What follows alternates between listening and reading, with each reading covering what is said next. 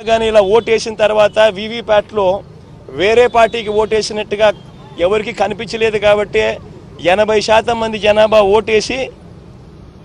ఓట్లేసిన ప్రతి ఒక్కరూ సాటిస్ఫై అయ్యి ఎటువంటి బూత్లో కానీ బూత్లో కంప్లైంట్ ఇవ్వడం కానీ పోలింగ్ ఆఫీసర్ దగ్గర కంప్లైంట్ ఇవ్వడం కానీ ఎటువంటి ఎక్కడ జరగల.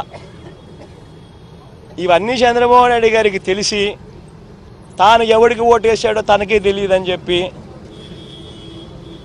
సినిమాలో ఒక సినిమాలో విలన్ పాత్ర పోషిస్తూ డ్రామాలు చేయడము ఎంత మటుకు ధర్మం చంద్రబాబు నాయుడు గారిని అడుగుతా ఉన్నా. ఇంకోటి రెండో విషయం ఇంకోటి చంద్రబాబు నాయుడు గారిని అడుగుతా ఉన్నా. పోలింగ్ మొదలయ్యే ముందు ప్రతి పోలింగ్ బూత్లోనూ అన్ని పార్టీలకు సంబంధించిన పోలింగ్ ఏజెంట్లు అక్కడ కూర్చుంటారు.